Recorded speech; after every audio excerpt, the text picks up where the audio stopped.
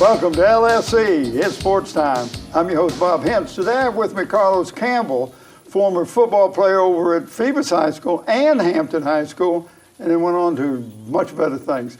Glad to have you in here. Thanks for having me. Yeah, we ran into you at the ball game the other night, but you grew up in Hampton playing football. Was that the only sport you played? No, I played basketball, baseball in the neighborhood. But other than that, just really track. But just stayed busy with athletics? Just AAU. Like it was I think since the age of 9 till probably about 16, 17, I was busy year round. So from football to basketball to track to AAU, back into football again. It was just a nonstop thing. Yeah, well, you stayed in shape doing that anyway. I had no choice. You played Pop Warner. Yeah. And who did you play for? I played for Phoebus. I started off at Wise Thomas, played for Phoebus because I moved, and then I went back to Wise Thomas. Who were some of the teammates and some of your coaches? A lot of them. Coach Sanifel, Coach Tillery, who died. Purvis Tillery. Purvis played basketball for me at Sims Junior High School. Yeah, they started me playing. Like it was one of those weird things because back then, registration $35. You had to pay for equipment, and they asked me did I want to play, and I was just like, yeah. It's like, okay. They gave me equipment. They gave me what they had, and I used to go out there and watch my cousin play. So who was your cousin? Myron Small, my first cousin, and we went there, and he's like, you want to play? I'm like, yeah. And I literally, because basketball has always been my first love, and I just stepped on the field, and I was just good. It just came naturally to me. So I always thank them, like Will Moffitt, Coach Sanifel, Coach Carl, the twins, Coach Maurice. Those are people who started me playing where I really started. So now, you're talking about football, how good you were there. Basketball had to help you some with the lateral movement and all that. Had to help you, especially when you're running the ball. Yeah, from the basketball, I used to have this thing. I wrote a letter probably when I was 8 to my aunt. I was like, when I make it to the NBA, I'm going to buy you this, that, and for. She still has it to this day. How about that? And now, I think I was tall at an early age, and then, I don't know, my dad's like 6'2", 225, 230. You didn't make it that tall. Yeah, and I was like, I'm going to get 6'1", 6'2", I'll have a shot. Then I just stopped growing. So it was one of those things, but I always still had the fortitude to still go forward. But basketball's always been there. But it definitely helped me quickness, lateral move. I still do that to this day as part of training, just to stay in shape. Basketball shape and football shape is two totally different things. Whereas football, you run for an average of 3-4 seconds. Basketball is just this constant back and forth. So. But now, after playing in the rec league and all, then you went to Phoebus High School your first 2 years, and Bill D was your quarterback, and that was in 97? Yeah, 97. 97. Talk a little bit about that transition, because you're going from rec league, which is kind of intense, but not as intense as when you get to the high school level. Well, Wise Thomas, what they did, they told me, because I feel like I was ahead of the curve in a sense, from a physically standpoint, because I was physically bigger than a lot of people, and they told me I could have went from intermediates and went straight to JV, and it was like, look, if you play 1 year juniors, you're gonna play varsity. They said you just need that one more year, and I was like, and I didn't want to, because like my aspiration always set high. I wanted to go straight to right now and just show what I can do, and I took their advice, and that's the year I won my championship that year. We played at Darling Stadium. I actually ran the game with a touchdown. I'll never forget it. But and after going from there, I went straight to varsity, and I started as a quarterback. As a ninth grader. Yeah, I started as a ninth grader. And so the coaches were right. That one more year gave you the chance. It gave me the mental toughness. Just physically, it gave me another year to really hone my skills, and I went right in. And it was one of those things where it was just easy. What position were you playing? I played quarterback. Played running back, played safety, played corner then. So I wasn't as active. I mean, I played, but I wasn't doing as the years went on. I did more, obviously, but it was we had a lot of seniors. That's from Kelsey, a lot of those Gavin Walls, a lot of those guys were there. So it was definitely a senior Latin team there. Right. Now, when you went to Phoebus, Bill D was coaching. But now, did he coach the backs, or did you have somebody else coach the backs? Running backs. Well, Coach Tyndall coached the quarterback, who's a baseball coach over there. So he definitely helped me. Mike Tyndall. Yeah, he helped me out a lot. Coach D, who just oversaw everything. It was just thing, so. And then you transferred to Hampton as an 11th and 12th grader. and playing for Mike Smith. How do you compare the two? They're both very intense. Yeah. That's a tough yeah, because it's funny because like coming. It's a question I know people have always wanted to ask. Why'd you transfer this, that, and the fourth, and what was the difference? And the thing for me, I like Bill D.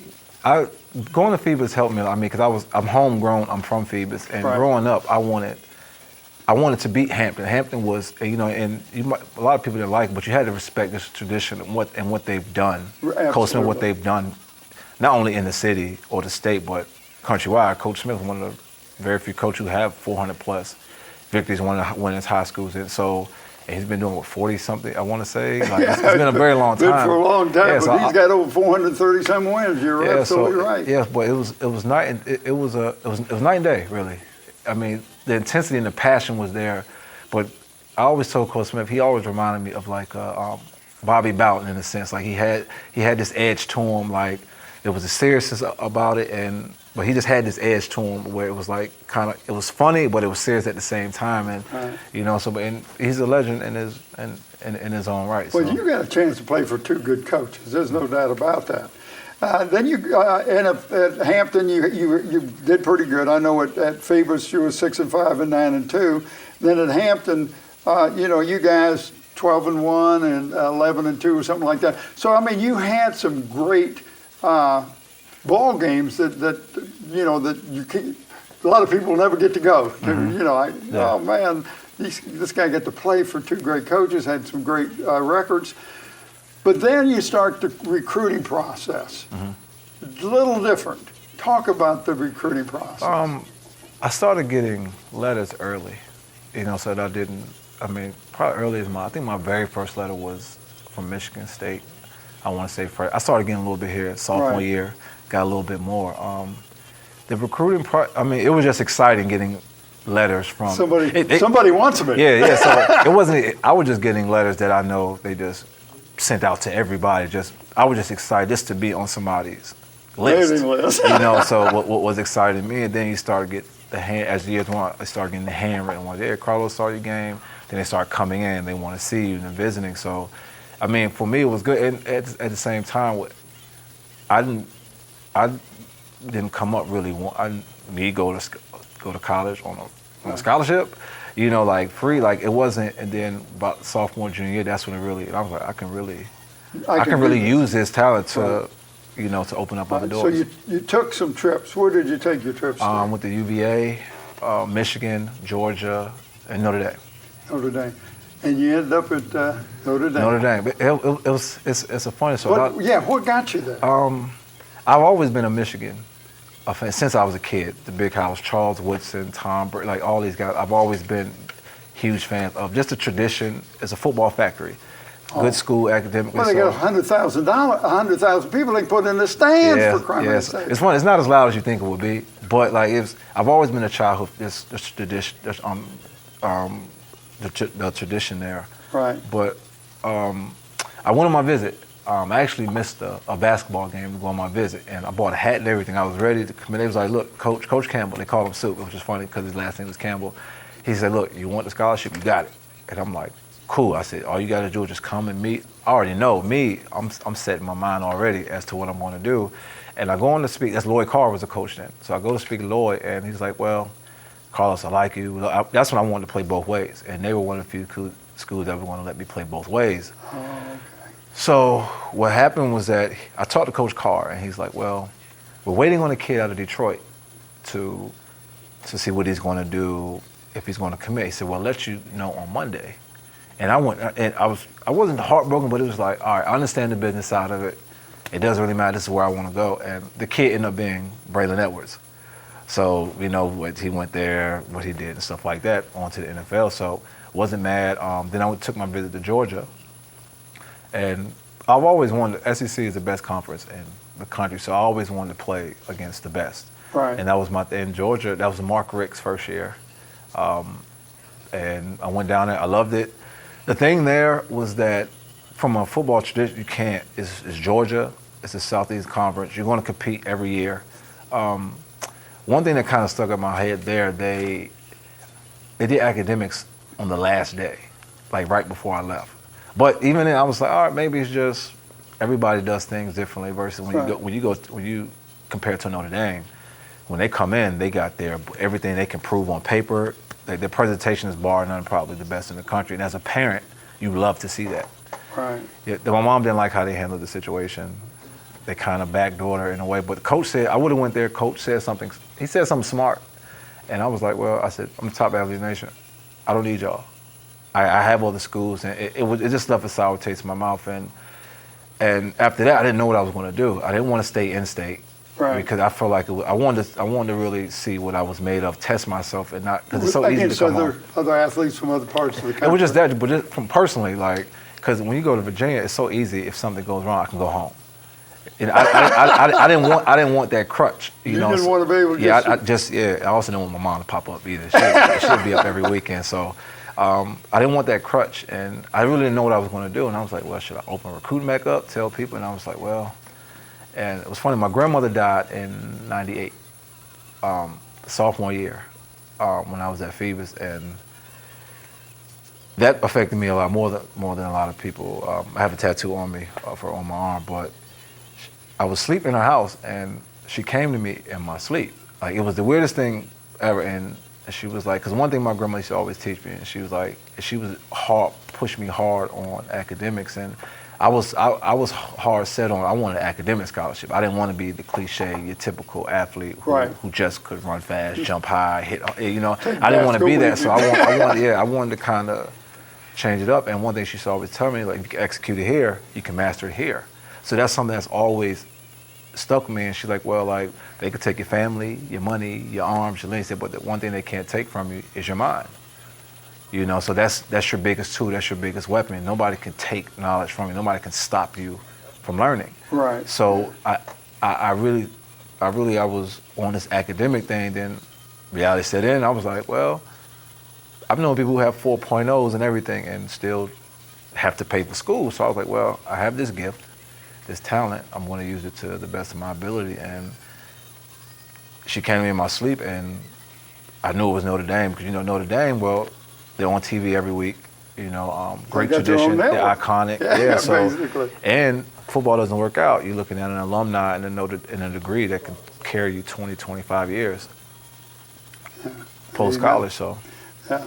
Well, you graduated. When you played, what did you end up playing at Notre Dame? What position? First 2 years, I played as a freshman. First 2 years, I played receiver, and then I switched over to cornerback. Okay. I wanted to go to free safety, but I would have played quicker. Fast way to the field was to play corner, so I played corner my last 2 years. All right, and you got your degree in? Computer application and sociology. Computer application, sociology. Then you go down to Tampa Bay. Yeah, I had a really good pro day. A lot of scouts were there. I went from basically not being known to, oh, this guy can get drafted 6th or 7th round just based on my pro day. And Mike Tomlin, who's from Denton with the William and Mary, he was a DB coach at Tampa Bay, and he always tried to help out with area guys, local guys. Right. He tried to bring one or two guys just to get them a look, and he brought me in, and they saw the tape like they saw, and they brought me in, and I came in on it was more like a tryout, a rookie tryout, and they cut by 1 or 2 guys for me. I came in, did what I needed to do, and they signed me. So I'm in here signing a contract, looking at the numbers like, okay. Like, it was probably one of the other, next to being the #1 athlete in the nation, probably the next best thing. So to happen to me. So it was definitely a blessing. Hands down the best coach I've ever had. He's a player coach, but he relates life to football at the same time. He's a straight shooter. Carlos, if you don't do this, this is what's going to happen. And as a player, that's what you want. You want a coach. You might not like everything that he has to say, but you're going to respect what he says and stuff like that. So. All right. #1 player in the country. What was that like?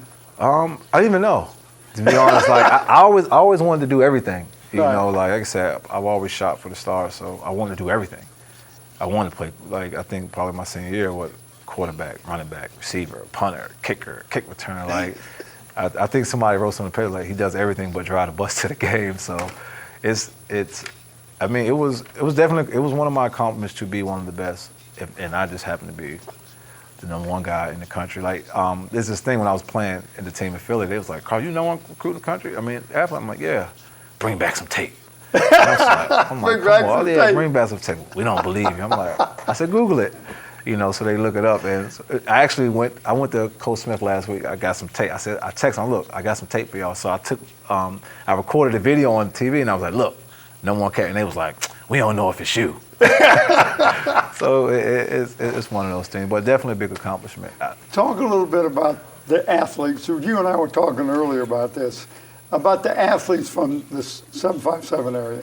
Wow, you can go on and on about this. Coming up for me, like, who's the guy that got your attention first? Got my attention first. When you were coming up, you're playing ball. Who did you look at? Probably Iverson. Iverson. Obviously, yeah. Because he played both. He football. Then that's what you did. You did both. But he was also good at baseball as well. But I think that was one of my first high school games I went to was Bethel and Phoebus game. Right. Even then, you know, that's back when they had like Walter Ford, like all these guys, and I'm like, who is this little skinny kid? This skinny kid just shredding these guys. This is Hampton, and I think Hampton ended up winning, but I always remember him just standing out, you know, just amongst, and he was a basketball guy, you know, but he was probably the first to catch my attention, because that was one of my very first games that I went to see at Darling Stadium. What about Ronald Curry? Ronald Curry, well, he's one of those guys, like he was touched by God, like here. Great. Like it's very. Probably won't be a lot of guys that come through here like that who were just blessed, and he was just gifted, and it was just an air around him that I've been like. My cousin Bobby Blizzard played with him, so Bobby's my cousin. So I was always around him, and even just being around him was kind of just like, and it was just a confidence, and there was an arrogance.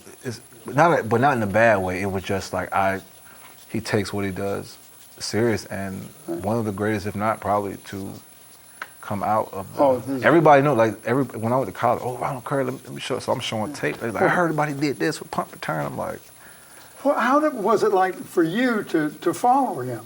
I mean, was there pressure, or did you even think about that? No, I always tried to carve my own. Like, but of course, anytime you play quarterback, even Marcus.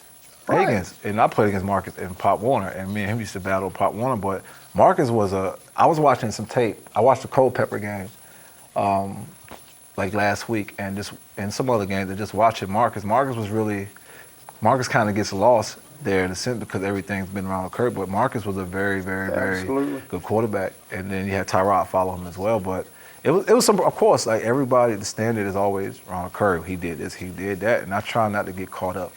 And it came, but I try not to get caught up in that. All right.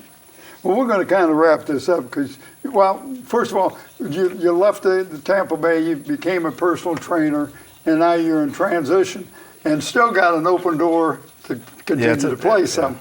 But the experiences that you got from these people, from watching all these guys from the 757 area, and you can look at them and know that you're part of that group. That's got to make you feel special. Yeah, just coming, I think now I went to the high school game and kids asked me questions. I'm like, I'm really getting old. Like it was 90, 98, 99. I was just out here like running this field. So definitely great, man. Like, I mean, because a lot of, like Al Iverson used to come into open gym during the summer at Hampton High School. And we used to play with those guys, like, and that was been the biggest thing. I try to come back as much as possible. And I'm going to become more active with the guys because Hampton's young right now.